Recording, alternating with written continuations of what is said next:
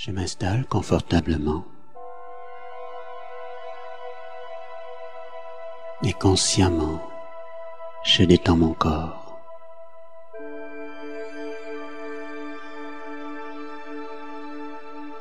Je porte mon attention sur un point au centre de mon front, juste au-dessus et derrière les yeux.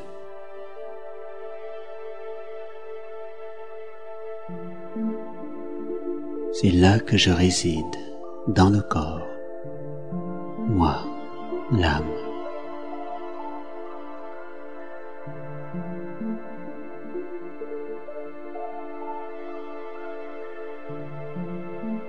Je ne suis pas mon corps, je suis celui qui l'anime. Je suis le conducteur et ce corps est mon véhicule.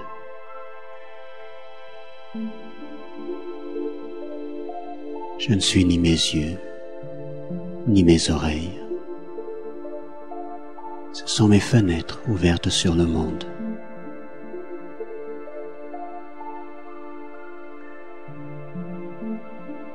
Je suis le locataire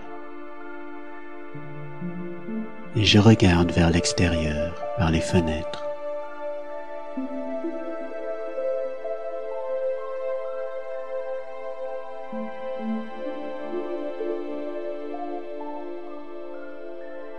Je concentre mon attention sur moi-même,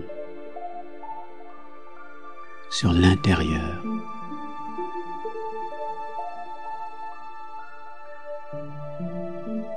J'ignore toutes les pensées perdues et les distractions.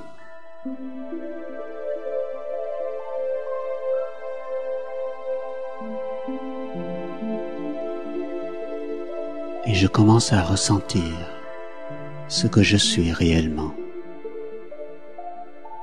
Un minuscule point d'énergie concentrée, vivant et bien conscient.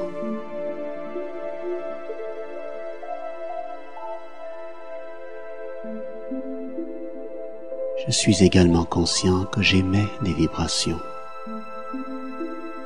de l'énergie.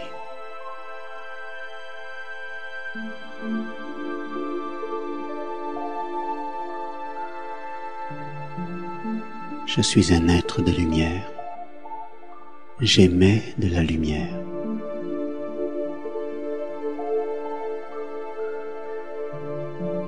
Je suis la lumière de la conscience.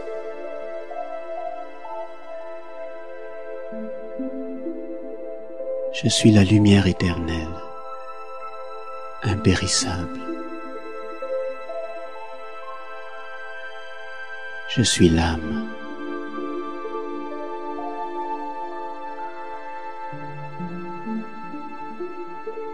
Je me perçois comme un point étincelant, rayonnant.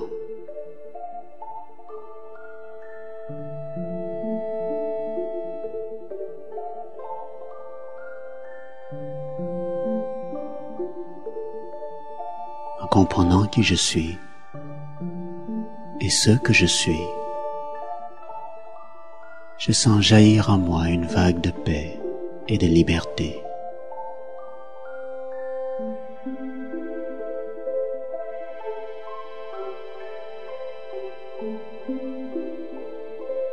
Je garde la conscience d'être une âme. C'est ma véritable conscience originelle.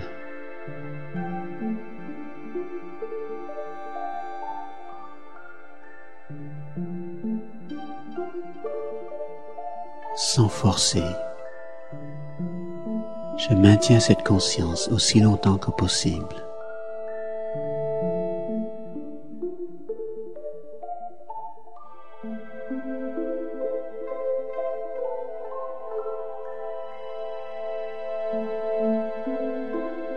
Et quand je me sens prêt, je ramène doucement mon attention dans l'ici et maintenant.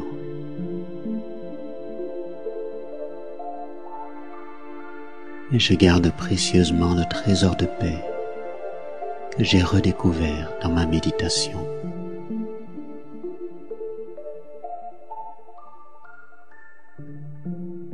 Alors, bonsoir tout le monde, bienvenue. Content de vous retrouver, de passer une soirée fraîche.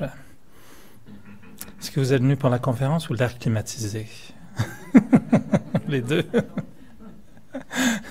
C'est juste pour l'air climatisé, il n'y a aucun problème, je vous comprends très bien. Et j'accepterais que vous fassiez la sourde oreille, puis vous fassiez juste un bain de fraîcheur. Mais si on peut se rafraîchir l'esprit en même temps, tant mieux. Une chose est une question de canicule physique, une autre est une question des fois de canicule de l'esprit. Et je pense qu'on peut compatir en sentant la chaleur et voyant combien des fois la chaleur peut nous incommoder. On peut imaginer combien des fois quand l'esprit surchauffe, à quel point c'est dur de vivre paisiblement, non? Alors, le parallèle est toujours très, très pertinent. Alors la forme d'air climatisé ce soir sera en fait de réfléchir sur cette question de ce que signifie avoir des attentes. Et étant donné que je suis certain que personne d'entre vous ne sait ce que c'est, parce que vous ne connaissez pas ça, hein, les attentes, non? Pas d'attente. Tout est beau. Complètement détaché de tout ça. Alors donc, je vais vous expliquer un peu c'est quoi pour les pauvres gens qui ont malheureusement des attentes. Et quel point c'est dur de vivre avec des attentes. La notion est pour moi aussi reliée à toute cette question de qu'est-ce que c'est que de vraiment vivre sa vie. Et je pense si on réfléchit d'abord dans un portrait un peu plus large, une question plus large, la notion de vivre sa vie bien, d'être bien dans sa vie. Et moi je le vois un peu comme un voyage. On est tous des extraterrestres. On est tous venus sur la planète Terre. Je ne sais pas trop comment d'ailleurs. Et on va tous la quitter un jour. On ne sait pas exactement comment. Pour aller où, on ne sait pas exactement. Donc il y a un passage dans le temps. Et ce passage a un début, puis une fin. Non? On connaît plus ou moins le début. On ne se souvient pas très bien de ce qui s'est passé exactement dans les 2-3 premières années, mais on a des photos maintenant. On a même des vidéos. On a un sens du début. On a un sens de ce qui s'est passé. On a un état présent et il y a l'avenir. Et pour moi, tout ça est vraiment une question de se dire qu'être capable de vivre sa vie, c'est d'avoir une relation avec le temps qui est saine, d'être capable de savoir quoi faire avec mon passé, comment me situer dans le présent et comment regarder l'avenir. Et cette capacité d'être bien avec ces trois aspects du temps est un état spirituel. Si c'est un état physique, c'est souvent un état pathologique et traumatisant. Et on est en thérapie. On parle à des psys, puis on s'allonge, puis on leur dit, ben oui, ma maman, elle était comme ça. Puis là, on fouille dans le passé, puis on fait surface avec toutes sortes de choses, puis on tripote tout ça. Puis on essaye d'expliquer le présent avec le passé, puis on se pose des questions par rapport à ça. C'est de la thérapie. Spiritualité, c'est pas ça du tout. Spiritualité, c'est ce qu'on appelle l'ouverture du troisième œil. Capacité à voir, à regarder dans le passé, à regarder le présent, à regarder l'avenir. Et à sentir que ce regard nous aide à maintenir un état de conscience qui est élevé, qui est sain, qui est constructif. Et vivre sa vie, c'est avancer dans le temps avec un regard sain sur sa vie. Ça veut dire avoir une relation saine avec le passé, le présent et l'avenir. Et ce passage dans le temps, cette relation avec le temps, est souvent un petit peu obstruée par des obstacles, par des bosses, des trous, des pièges. Et ça, c'est dans notre relation avec le temps. Alors, on pourrait faire une session complète sur les problèmes reliés à notre relation avec le passé. Ça, ce sera un autre sujet. Ce ne serait pas concernant nos attentes. C'est trop tard. Le passé, les attentes, il n'y en a plus. Le passé est passé. Les attentes, c'est pour le futur. Mais le passé, il y a toute une relation avec le passé. Il y a des gens qui ne sont pas capables de guérir le passé, d'oublier, de gérer, de digérer, de dégurgiter. Ils ne savent plus quoi faire avec le passé. Et ça, c'est un autre sujet qu'on pourrait prendre pendant 1 heure, juste de regarder ma relation avec le passé? Est-ce que le passé m'empêche de vivre ma vie pleinement? Ou est-ce que j'ai fait la paix avec mon passé? Et je suis tout à fait libre d'aller vers l'avenir. Donc c'est intéressant aussi, la relation avec le passé. La relation avec le présent, là, je pense que vous regardez n'importe quelle conférence ces jours-ci, c'est rare qu'il n'y ait pas une fois ou deux dans la conférence l'idée qu'il faut vivre le moment présent et que c'est très très à la mode, c'est très dans l'air du temps de parler de cette notion de vivre le moment présent. Ne bougez pas, on va s'ajuster, on va aligner le regard, passé, présent. Je vais aligner mon regard. Donc juste la relation avec le présent aussi a des obstacles. Qu'est-ce qui peut faire en sorte qu'on n'arrive pas à vivre le présent comme il faut? Ça, c'est un autre sujet d'une heure. Mais la notion d'attente est une notion qui est connectée avec le futur. Et dans ma relation avec le futur, ce qu'on peut voir, c'est qu'il y a beaucoup d'options par rapport au futur. Et on voit qu'il y a des options qui sont un peu plus spirituellement, je dirais, élevées ou positives. Puis il y en a qui sont un peu plus problématiques. Dans les visions un peu plus, je dirais, spirituellement élevées, il y a cette notion d'espérance, d'espoir.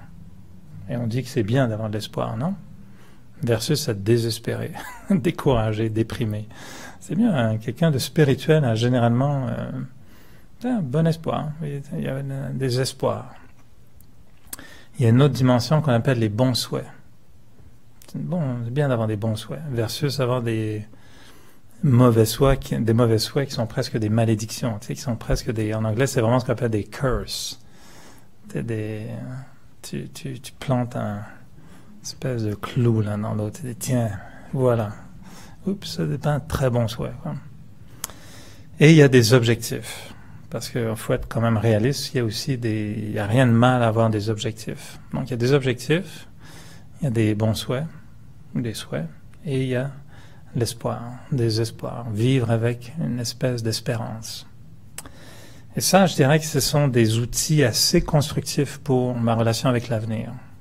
Seulement souvent, il y a toutes sortes de choses qui vont intervenir, qui vont arriver, que ce soit des doutes, que ce soit des peurs, que ce soit des espèces de fatigue spirituelle ou de découragement. Ça va généralement faire place à d'autres outils moins constructifs. Et c'est ça qu'on va appeler à un moment donné les désirs, les attentes et les dépendances. Pour moi, ce sont les trois facteurs qui vont venir créer une autre relation avec l'avenir qui est moins spirituellement élevée. Donc, les désirs, les attentes et les dépendances. Il y a d'autres dimensions, bien sûr, qui sont reliées à ma gestion du temps passé, présent, futur, qui serait, par exemple, toute la loi du karma. Mais ça, je vais la mettre de côté parce que c'est encore une autre heure. Donc, vous êtes ici pour 4 heures ce soir jusqu'à maintenant. Puis, je risque de trouver d'autres sujets qui durent encore 1 heure. Donc, il y a l'air climatisé, tout va bien. Avant minuit, je vous promets qu'on sort d'ici. Puis on aura fait le tour de la question, ça va?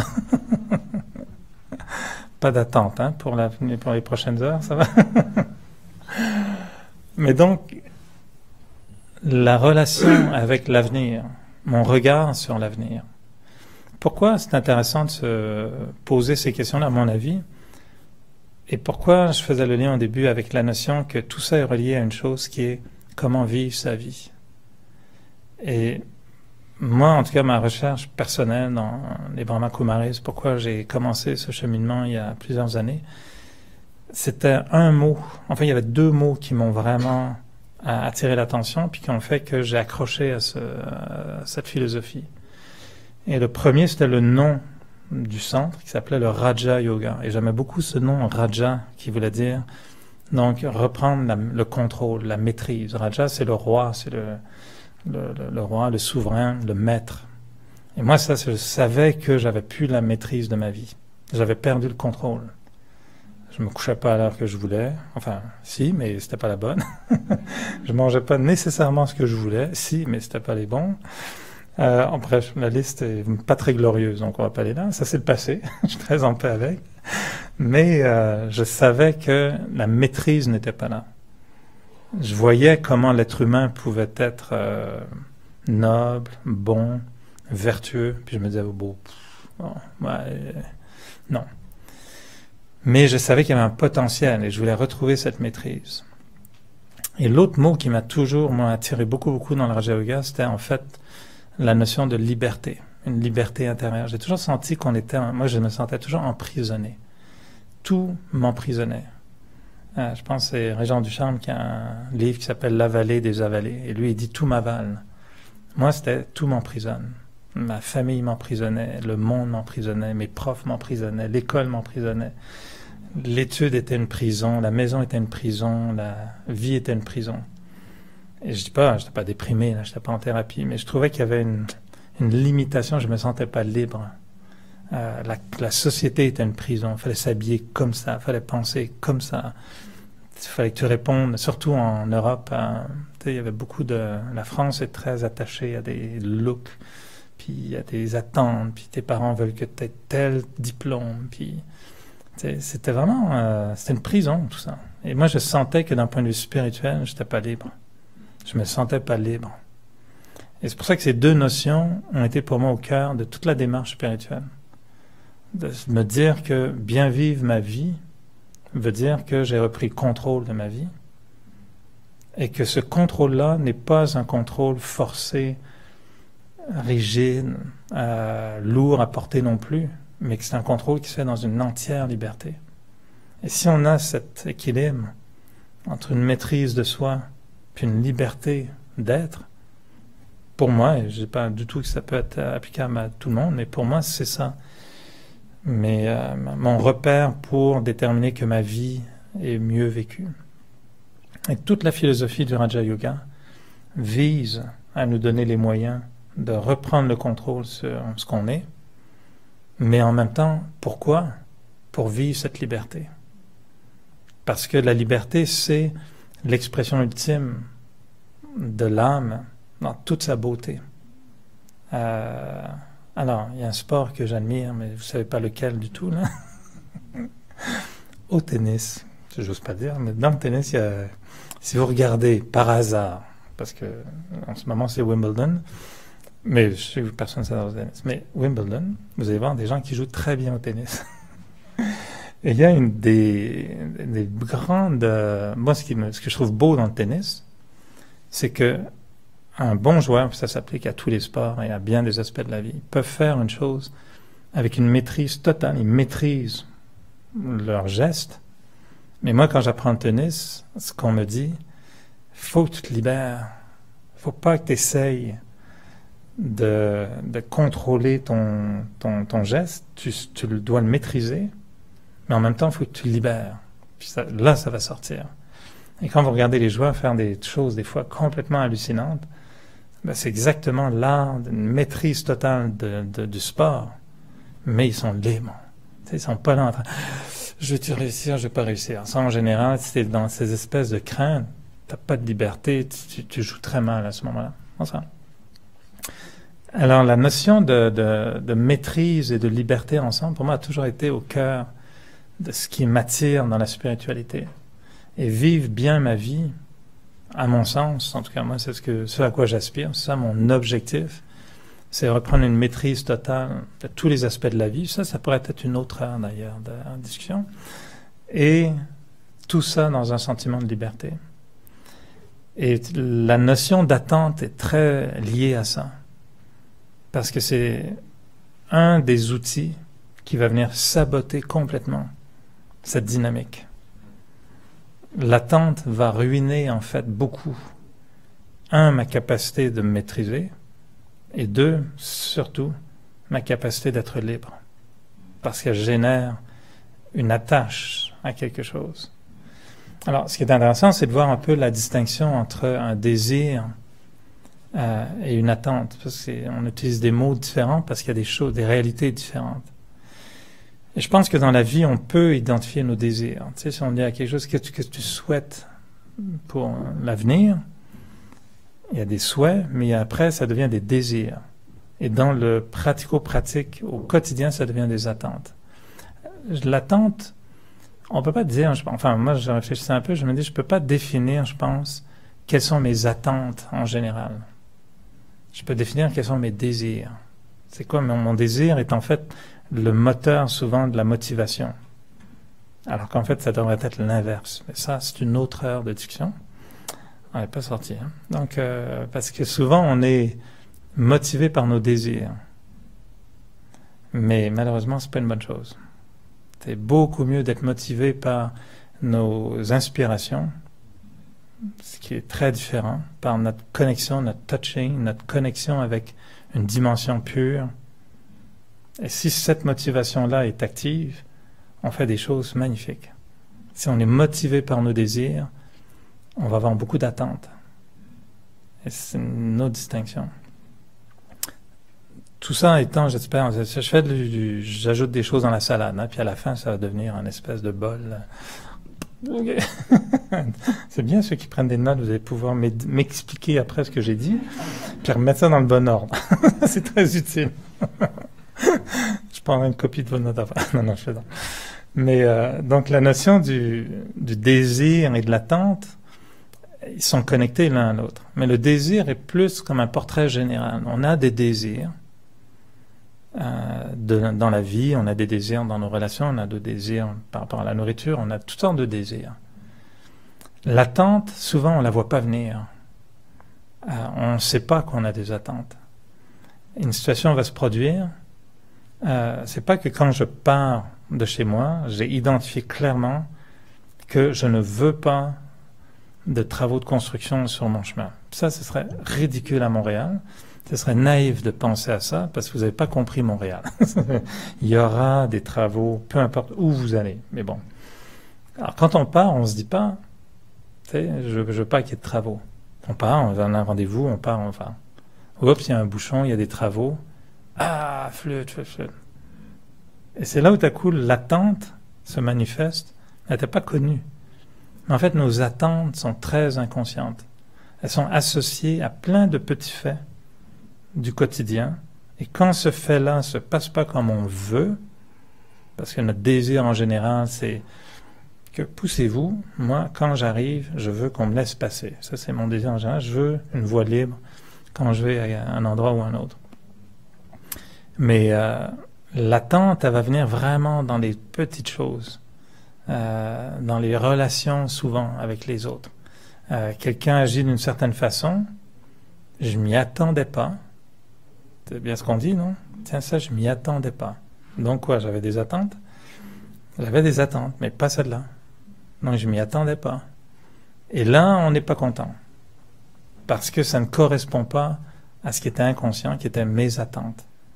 Et mes attentes, c'était que l'autre se comporte comme ça, qu'il dise ceci, puis surtout qu'il ne fasse pas ça, ou qu'elle ne fasse pas ceci. Et quand ça ne correspond pas à mes attentes, ben là, je réagis. Mais ça arrive, ça, dans la vie privée, mais au travail, tu n'as pas le choix d'avoir des attentes. Non, c'est pas des attentes, c'est des objectifs. On n'a pas besoin d'avoir des attentes. C'est là où je vais faire la distinction entre des objectifs et des attentes. L'attente, c'est avoir des attachements à un résultat particulier. Et ça, ce sera jamais bénéfique. Un objectif, c'est nourrir l'espoir d'une acquisition bénéfique. C'est tout. Et si elle ne se réalise pas, ben je ne suis pas emprisonné dans l'attachement que j'aurais eu au résultat. Vous avez suivi? Vous avez pris ça en note? Parce que je ne saurais pas le répéter. Alors. Non, je fais ça. C'est ça la distinction. L'objectif ne veut pas dire que je suis attaché à la résultante. J'ai un objectif très noble. L'attente, j'ai un gros attachement à la résultante. Je m'attends à ce que les parents, ils parlent comme ça. Maman, elle s'attend à ce que tu rentres à telle heure. C'est pas que maman te donne un objectif, vise 8 heures, c'est bon ma petite fille. Non, non, non, non. C'est 8h02, si t'es pas là, j'appelle le Père Noël, tu sais, il va aller te chercher. Les attentes. Alors, c'est une dimension qui est intéressante parce que l'attente, malheureusement, elle est en fait l'espèce de distorsion de ma vision de l'avenir.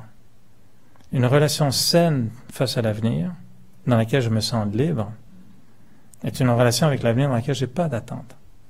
Parce que j'ai compris profondément, d'un point de vue spirituel, que c'est pas bénéfique d'avoir des attentes. Parce que souvent, en anglais, ils disent « Man proposes, God dispose ». Si tu veux bien penser ce que tu veux, c'est pas dit que c'est ça qui va se produire.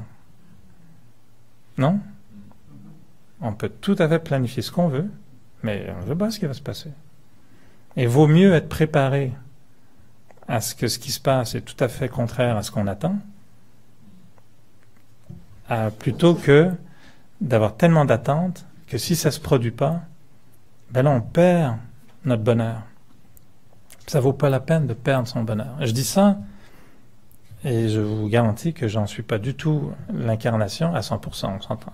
Si je parle de mes efforts, ma compréhension des règles de conduite sur la route, sachant très bien que je les enfreins à peu près une fois sur deux, mais que je comprends que ne pas être capable de gérer ça crée des problèmes. Je suis comme tout le monde, j'ai des attentes. Et souvent, la seule différence peut-être, et c'était là le but, je pense, du titre de la soirée, c'est que la seule différence pour moi, c'est que je les vois, mes attentes, je pense, enfin, plus qu'avant, pas plus qu'un autre, mais je vois plus mes attentes me gêner dans ma volonté d'être libre. Je vois comment ces attentes ruinent ma relation avec le futur qui devient présent très rapidement. Et donc, j'essaye de ne pas m'en prendre à la situation ou à l'autre, sachant qu'eux, ils ne sont pas responsables de ce que je vis, mais c'est les attentes que j'avais qui gèrent ma déception, ma colère, ma frustration, mon impatience, etc. Donc, pourquoi est-ce que c'est important de comprendre ces attentes? Parce que si on ne les comprend pas, on ne sera pas capable de gérer tous les effets secondaires de ces attentes. Colère, impatience, intolérance, irritation, etc., etc. La liste est longue. Quand on va réussir, et je dis bien on, incluant celui qui parle, quand on va réussir à lâcher prise par rapport à ces attentes, donc ne pas avoir d'attente, parce qu'on va regagner, c'est une très grande liberté, et deux, c'est qu'on va finalement donner de l'espace à une autre dynamique dans ma capacité de vivre mon passé, mon présent, mon futur. C'est-à-dire, si je n'ai pas d'attente, je donne l'autorisation à d'autres lois de la vie de s'exprimer librement. Il y a la loi du karma, comme je disais tout à l'heure, qui sera entre 11h et minuit, là, on va parler tout à l'heure. Il y a la loi du karma qui est là-dedans. Mais je ne veux pas aborder ça ce soir, c'est trop complexe. Mais ça fait partie de l'équation. Mais il y a une autre loi qui est la loi de la vie. Peut-être de dire, regarde, ça va bien aller. J'ai confiance. Il y a autre chose qui va venir m'aider. Il y a des forces qui peuvent être là, qui vont m'aider. Ne force pas, n'essaye pas de tout contrôler, tu ne pourras pas. Il y en a qui pensent qu'ils peuvent, mais moi je pense que ce n'est pas possible. Laisse aller. Fais confiance. Alors, si on retourne dans les autres qui sont positifs, les objectifs, l'espérance, c'est des dimensions qui sont, et les bons souhaits, donc les bons souhaits, l'espérance et les objectifs, ça, ce sont des outils qui font place à quoi? Courage, détermination, concentration, l'espérance. Bah, il va peut-être y avoir la petite magie. On est ouvert. Dieu, tu veux m'aider? C'est disponible. La nature, c'est disponible. On a ouvert le magasin. On est ouvert à des disponibilités autres que désir, attente. Et là, je touche à peine à un autre sujet, encore une heure, là, les dépendances. Parce que la dépendance, c'est même plus un désir, c'est même plus une attente. C'est devenu carrément une espèce de... une attitude, on appelle ça une attitude comportementale complètement incontrôlée et inconsciente. C'est ça, des dépendances. On ne sait plus ce qu'on fait, On a juste la pensée, c'est pas bon, c'est pas bon, c'est pas bon, mais ça sert à rien. Puis on le fait pareil. Puis on n'est même plus conscient de la mécanique qui est à l'œuvre, qui est une dépendance. Ça aussi, c'est un gros sujet. Mais les dépendances, les désirs, les attentes, ce sont les obstacles qui m'empêchent de réaliser un avenir dans lequel je me sens libre, puis je me sens en contrôle, en maîtrise. Alors, pourquoi on veut comprendre ça? Parce que si on ne comprend pas que j'ai des attentes, si on ne sait pas que c'était mes attentes qui font ça, je dirais honnêtement, je pense que 80% des conflits interpersonnels sont exclusivement basés sur une incapacité à gérer mes attentes. Et on vit toujours avec des attentes par rapport à l'autre. Puis on s'attend à ce que l'autre me respecte. On s'attend à ce que l'autre me parle comme du monde. On s'attend à ce que l'autre soit honnête avec moi. On s'attend à ce que l'autre respecte sa parole. On s'attend à ce que l'autre fasse sa part de vaisselle à la maison parce que moi je fais ma part. Puis on s'attend. Puis la liste. Faites la liste des attentes qu'on a dans le quotidien. Elles sont nombreuses, les attentes. Et les gens vont dire, oui, mais c'est justifié. Non. L'espérance est pas loin derrière, elle est beaucoup plus positive. Avoir l'espoir de bien vivre une relation, c'est très bien. Mais ça laisse place à la sagesse qui va dire, tu peux bien espérer avoir la relation idéale au monde, mais sache que si ça vire à la catastrophe, c'est ok. Tu es capable de gérer ça. Puis ça fait partie de la vie. Puis il y a du karma là-dedans. Puis qu'est-ce que tu veux? Si ça arrive, tu y feras face. Et tu seras absolument apte à y faire face. L'espoir me permet de penser comme ça, pas les attentes. Les attentes, dès que quelque chose ne va pas comme je veux, ben pourquoi? On avait conclu que, puis pourquoi tu n'es pas venu, puis pourquoi tu as dit ça, puis ça ne devrait pas être comme ça, puis tu es toujours comme... Puis voilà, on est parti là-dedans. Pointer du doigt, colère, et on détruit. S'il n'y a pas d'attente, ok, tu fais pas ta part, t'as menti, t'as été malhonnête, t'as fait ceci. Ça, c'est ton truc, mon ami. Tu sais, c'est toi qui agis comme ça. Moi, je veux pas ruiner ma vie à cause de ça. Ça paraît bien, hein, ça sonne bien, non? C'est facile à faire. Moi, j'adore quand la spiritualité paraît tellement comme « Yeah, I like it ». Yeah, c'est super difficile. Ok, d'accord. Mais c'est pas parce que c'est difficile que c'est impossible. Et là où c'est intéressant, et c'est pour ça que je faisais le lien avec tout ça, c'est que la capacité d'agir comme ça, sans attente, sans désir et sans dépendance, ça c'est la maîtrise de soi. Et cette maîtrise de soi va se traduire à un moment donné par une énorme liberté. T'as un sentiment que j'ai pas de crainte. C'est quoi le manque de liberté? C'est j'ai des craintes, j'ai des peurs, j'ai des incapacités, j'ai des sentiments de pas pouvoir. La liberté, c'est en anglais on dit the sky is the limit. Tu peux aller aussi loin que tu veux. Il n'y a pas de limite. C'est ça la liberté. Et dans la spiritualité, on a cette ouverture, on a cette possibilité de dire en spiritualité, on se dit ok, un exemple c'est combien de personnes maximales on peut aimer. Y a-t-il un poids maximal? Est-ce qu'on est comme des ascenseurs spirituels? Maximum 12 personnes, 200 kilos. On marche-tu comme ça? Non? C'est pas ça? Il n'y a pas de limite. On peut être le symbole qu'on dit une mère Teresa, même si c'était super dur avec ses collègues, mais on peut être une mère du monde. Ou on peut être juste, ok, moi il y en a 8, maximum 8. J'aime 8 personnes dans la vie, that's it. Non, il n'y a pas de limite. Et moi, c'est ça que je trouve magnifique en spiritualité, c'est qu'on découvre que la capacité de l'âme est vraiment infinie. Je veux dire, il y a pas de... C'est nous qui nous mettons des limites. La limite à la tolérance, elle est là où j'ai décidé qu'à partir de là, ça c'est plus tolérable. Puis on va dire à quelqu'un, écoute, j'ai toléré jusqu'à maintenant, maintenant ça suffit. Et nous on va argumenter, on va dire, c'était pas de la tolérance, c'était de l'endurance. J'ai enduré jusqu'à maintenant, là je suis plus capable. C'est pas la même chose. Tolérance, il n'y a pas de limite. Patience, il n'y a pas de limite. Ça ne veut pas dire qu'on est naïf, bête, qu'on est soumis, ça ne veut pas dire qu'on laisse les choses aller quand elles sont inacceptables. Non. Si quelque chose n'est pas correct, on a la force, on a la détermination, on a le courage de dire, regarde, non, c'est pas ça. Il ne faut pas mélanger les choses. L'espérance ou l'espoir, j'aime bien, c'est deux variables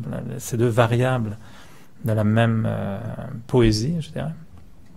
L'espoir, l'espérance, les bons souhaits, les objectifs, très constructifs. Un objectif, très sain d'avoir des objectifs. Moi, je pense qu'il faut avoir des objectifs. Avancer veut dire, j'ai un objectif. Si je vais quelque part, puis je vais marcher. Où? Je ne sais pas. Ben, c'est dangereux. C'est bien pour la poésie de la marche, mais c'est pas mauvais d'avoir des objectifs. Alors la vie, c'est pareil. Pour moi, la relation avec le futur, ben, je veux savoir où je vais. Ça, c'est bon de savoir où je vais. Mais j'ai des bons souhaits, mais j'ai de l'espérance. Maintenant, où est-ce que je vais atterrir? Ben, faut commencer à avancer, on verra bien. C'est OK. Si j'arrive pas là où je veux arriver, c'est OK.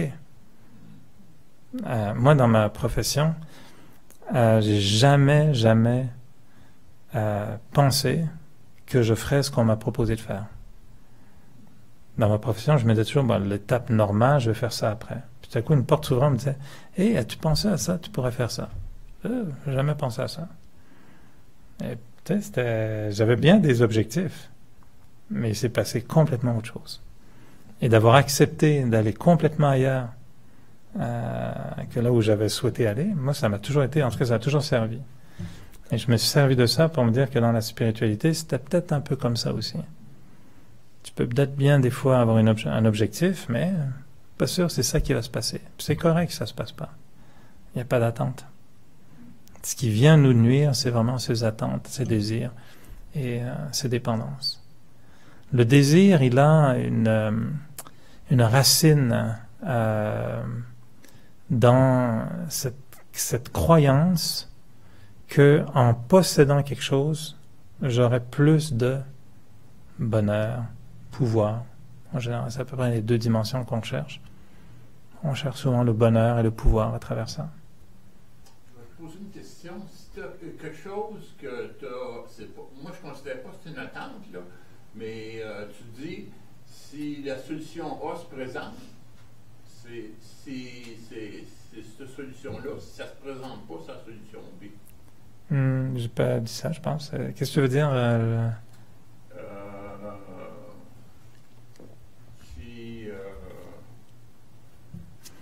Dans le sens qu'on n'a pas on accepte que d'autres choix se présentent à nous, mais on a toujours la liberté de dire non, regarde, c'est pas une bonne idée, je ferai pas ça.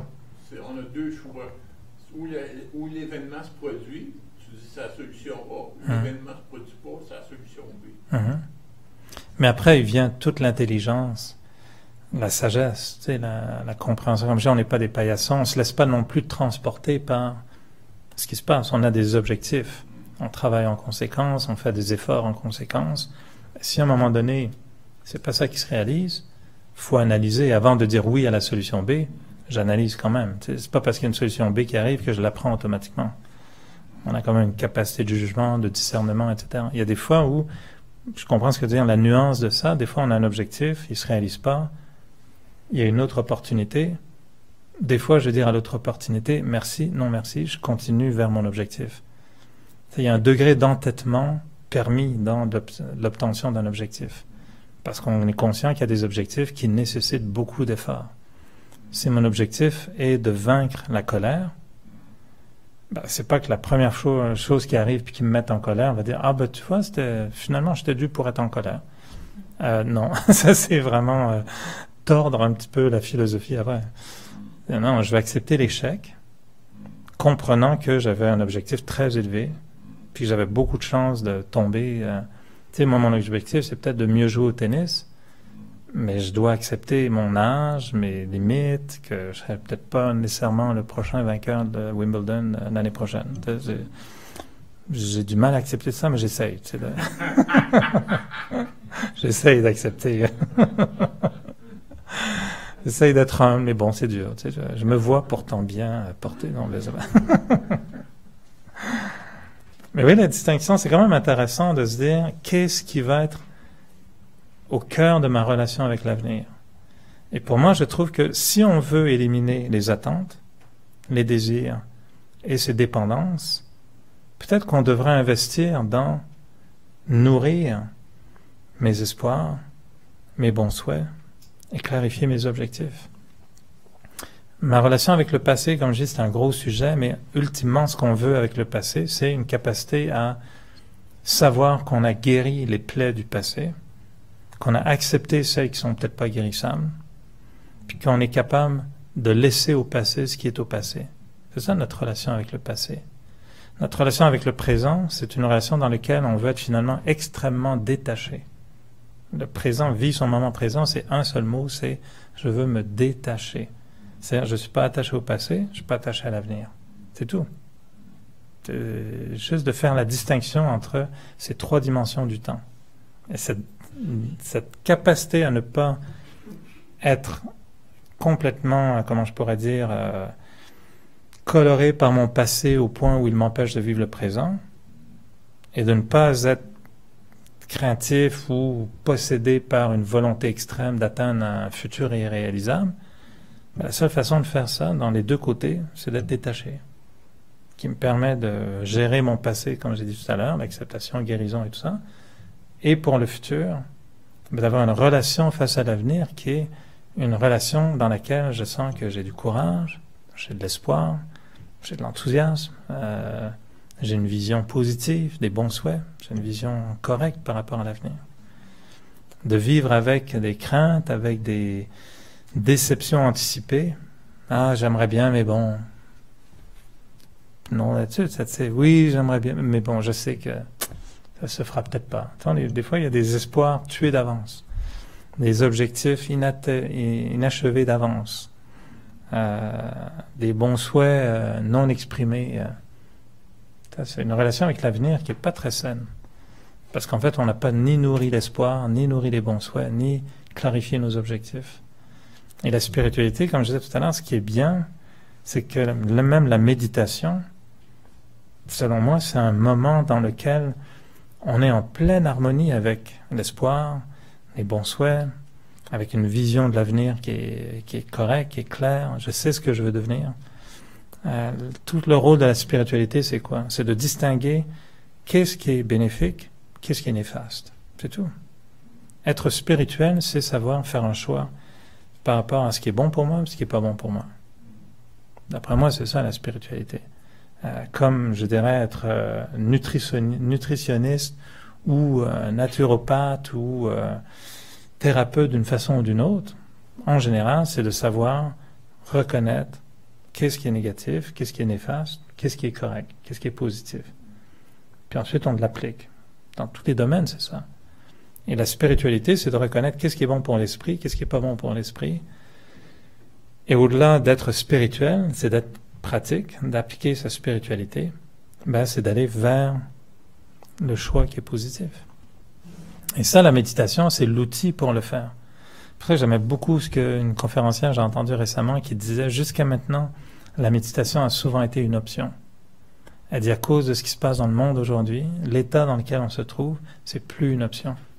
C'est une obligation. Elle dit, le monde va réaliser qu'on n'a plus le choix. On ne peut pas progresser si on ne fait pas un travail mental pour gérer ce qui se passe dans notre tête. Ça ne se fait pas tout seul. Ça ne se fait pas en marchant dans la rue, en regardant les pâquerettes pousser chez le voisin. Ça ne va pas se faire tout seul. On peut se distraire, on peut se faire du bien, on peut, compter du 7 octobre, utiliser des herbes médicinales euphorifiques. Ça va rien régler tout ça. C'est pas ça qui va nous rendre nécessairement aptes à gérer nos monstres intérieurs puis nos difficultés extérieures. Alors la spiritualité, après, il faut la vivre. Et la méditation, ce qu'elle fait, c'est qu'elle devient un moment essentiel pour articuler ses pensées, orienter ses pensées et reprendre le contrôle sur ses pensées. On n'a pas le choix. On est obligé de le faire. C'est comme s'il y a un problème physique dans une société, de santé physique, Ben, on revient à la base, l'éducation et les moyens pour se transformer. Et les gens vont dire, il faut une nutrition adéquate, puis il faut de l'exercice. Moi, c'est ce que la conférencière disait, que j'aimais beaucoup. Elle disait, dans le monde, les gens ont compris ça maintenant. Il faut s'occuper de son corps. Puis s'occuper de son corps, c'est deux choses. C'est l'articuler comme il faut. C'était toujours comme ça à l'ordinateur ou sur ton téléphone. À un moment donné, le corps, il va plus marcher, là. Donc, il y a une santé physique qui passe par l'activité et la nutrition. Ça, c'est pas inventé, c'est très simple. Puis, elle dit, mentalement, c'est pareil. Il y a une nutrition qui est nécessaire, qui est la connaissance, apprendre, écouter, puis plein de sources sont très bénéfiques. S'informer, se nourrir de pensées utiles, puis ensuite les digérer, faire de l'exercice. Puis ça, c'est la méditation. Puis la méditation, c'est le gym pour l'esprit. C'est amener l'esprit dans une espèce de cocon intérieur, puis dire, là, on va pratiquer, mon petit. Tu vas prendre la petite machine qui s'appelle concentration, puis tu vas pousser. Tu pousses, tu respires. Tu pousses, tu respires. C'est ça la méditation. Et la méditation, on va vous dire, OK, là, on va méditer sur la liberté. Bon, ben, pendant 10 minutes, on dit à l'esprit, allez, fais-moi une belle poésie là, sur la liberté. Mais poésie savante, hein, pas un truc de... à Katsu, là, un peu fleur bleue, la pâquerette se libère. On va faire ça intelligent, plus costaud, avec du contenu, avec puis une pertinence, quelque chose qui va être pertinent par rapport à mon problème. Ça, c'est la méditation. Bon, ça fait 1 heure. On en fait-tu d'autres? On continue? Vas-y, bien sûr. J'ai pas compris la nuance entre le désir et le bon souhait, même s'il y a un côté positif et négatif. Ouais. Je le sens. Alors, le désir, ok, c'est très simple. Le désir, c'est un lien avec une acquisition qui va être gérée par une corde, une menotte, un lasso, une canne à pêche. C'est comme vraiment, il va y avoir une attente quelque part. Le désir va s'accompagner d'une déception s'il n'est pas réalisé. Le bon souhait, c'est vraiment une bouteille à la mer. Ça revient, ça revient. Ça revient pas, ça revient pas. On a un bon souhait, c'est comme quand tu dis à quelqu'un je te souhaite d'être en santé. On dirait pas à quelqu'un je désire là, que tu sois en bonne santé. C'est plus la même chose, là. Si tu dis à ton enfant, là, je veux que tu sois en bonne santé, là, hein? Là, tu vas être en bonne santé. OK, maman, qu'est-ce que tu veux que je fasse? Tu sais, ça devient un peu impératif. Non?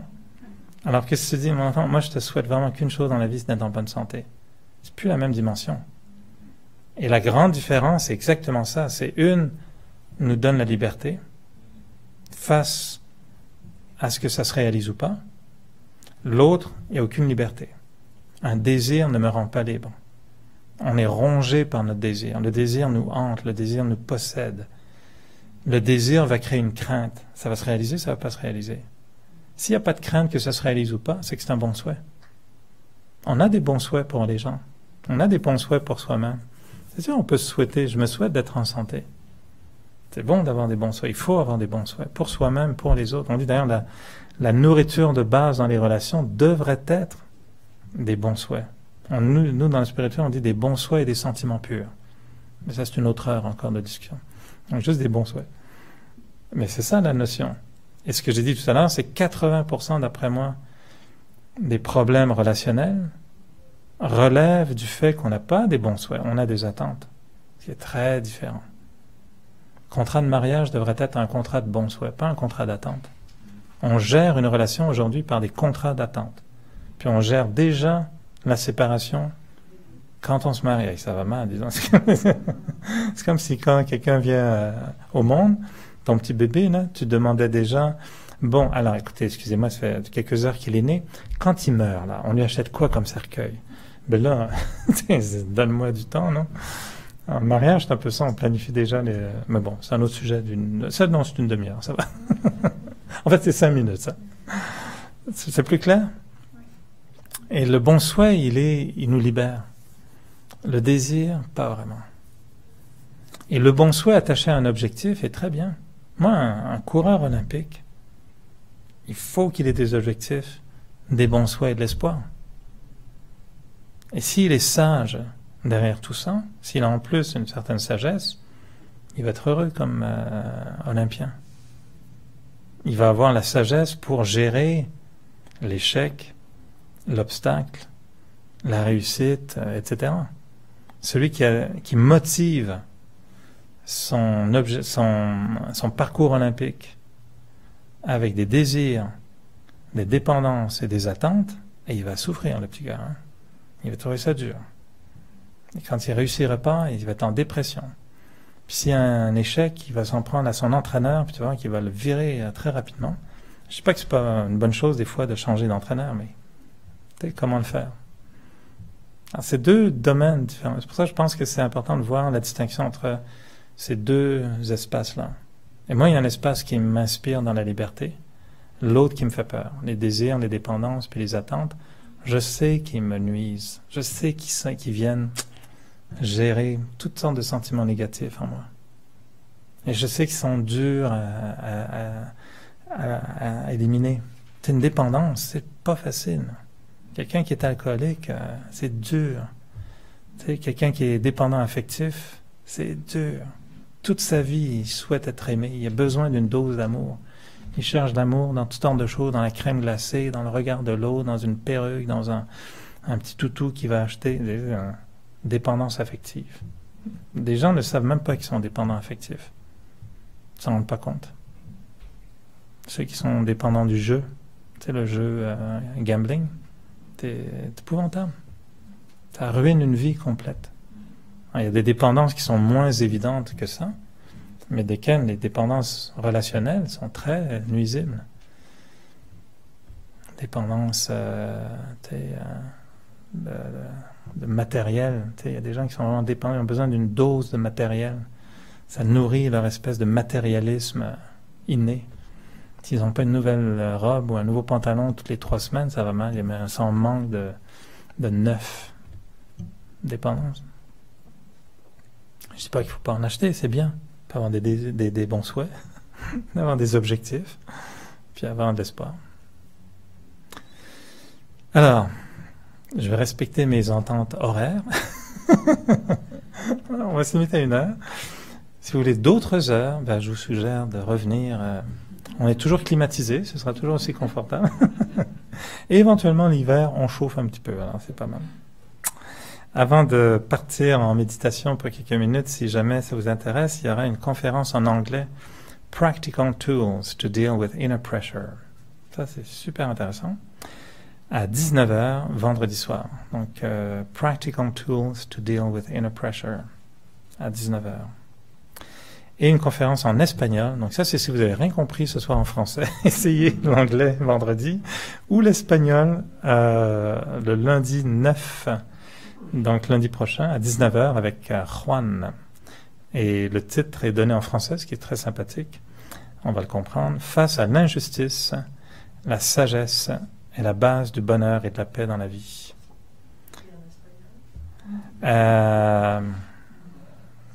Bonne idée, hein? Allez-y, Google. Allô, Gougou?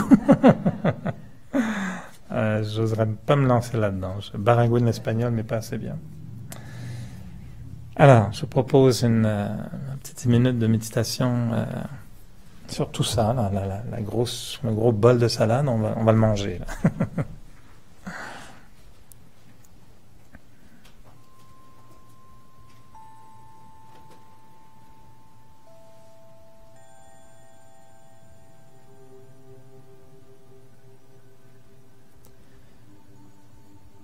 D'abord, on prend une position qui est agréable physiquement.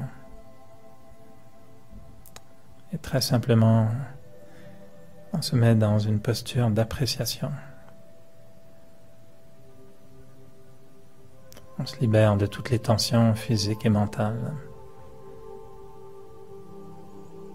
Et on laisse 2 mots à notre esprit. Gratitude et appréciation.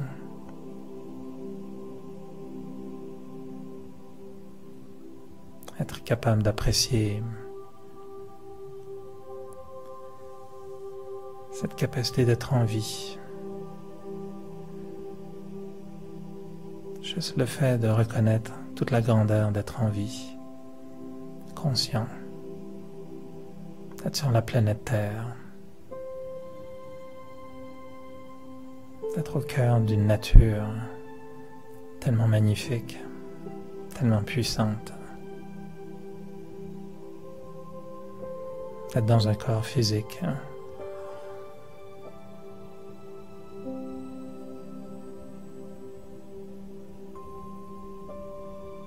juste d'apprécier le fait d'être là maintenant et d'avoir pris du temps pour moi, d'avoir pris le temps nécessaire pour me faire du bien, un temps que je me donne à moi-même, un moment pendant lequel je ne fais que me faire du bien.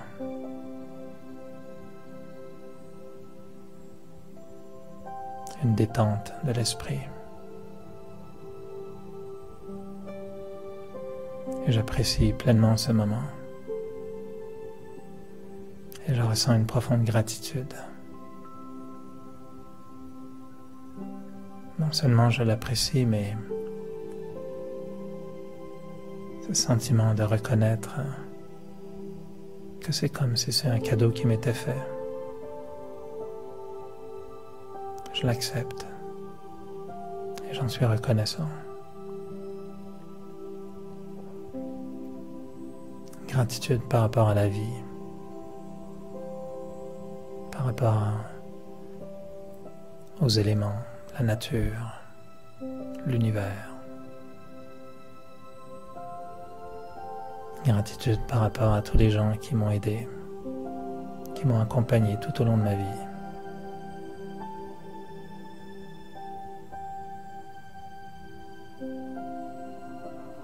Et ce sentiment d'appréciation, cette gratitude deviennent un peu des forces qui m'amènent à avancer dans la vie, à regarder toute cette partie de vie qui m'attend, qui est là devant moi. Toutes ces secondes, ces minutes et ces années qui sont devant moi. Et j'avance vers le futur. Et je me laisse porter par cette appréciation et cette gratitude.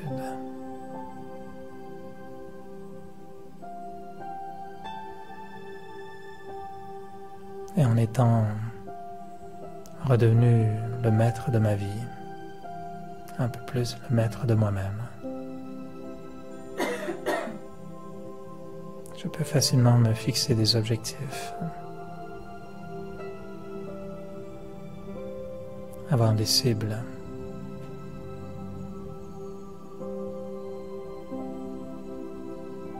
et j'aime avoir des objectifs, de pouvoir voir un aspect de ma vie dans le futur et de nourrir cet objectif avec un sentiment d'espoir et des bons souhaits.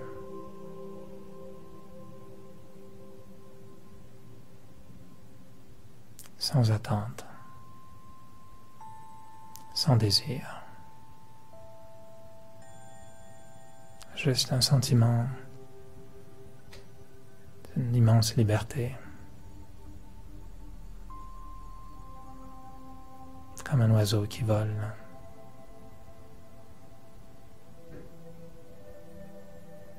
Les ailes peuvent peut-être me diriger, mais il y a le vent, il y a l'air.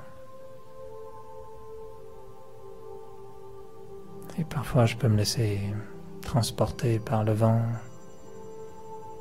et parfois je peux reprendre le contrôle. J'ai cette liberté.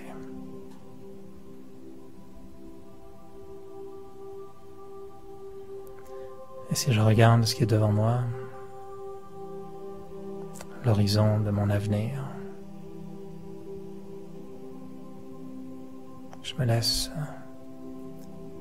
rempli d'espoir.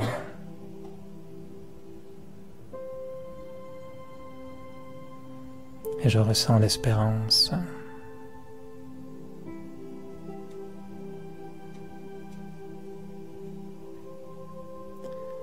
Une espérance qui me transporte.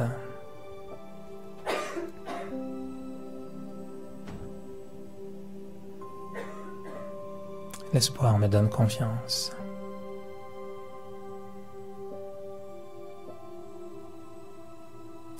L'espoir me dit que peu importe ce qui arrive, je serai capable de m'ajuster. Je serai capable de faire face à toutes les situations. Mon objectif est clair. Et j'ai des bons souhaits. Des bons souhaits pour tous.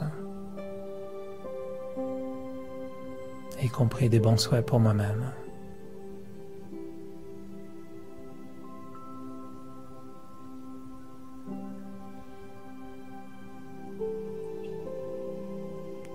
Sans attente,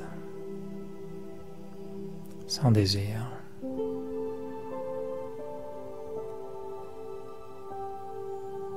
La liberté du lâcher-prise. La liberté de l'acceptation. Mais surtout la liberté de l'espoir.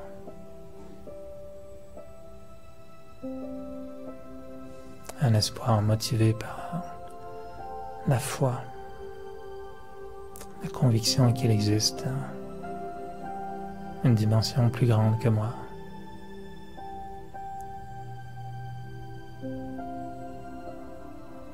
Et si seulement je peux être lié, connecté à cette dimension, cette force divine.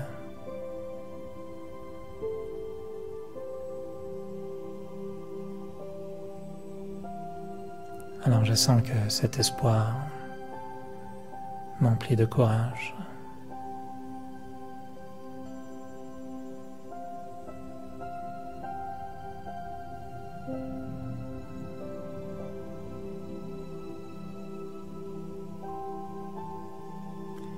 Et peu importe ce qui se passe, l'échec ou la victoire, la reconnaissance des autres ou pas,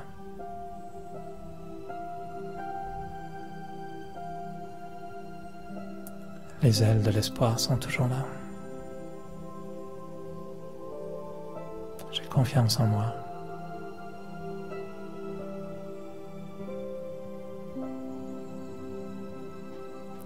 Et l'aide du Suprême sera toujours là, comme un soleil qui est toujours là, brillant, puissant, et qui me guide.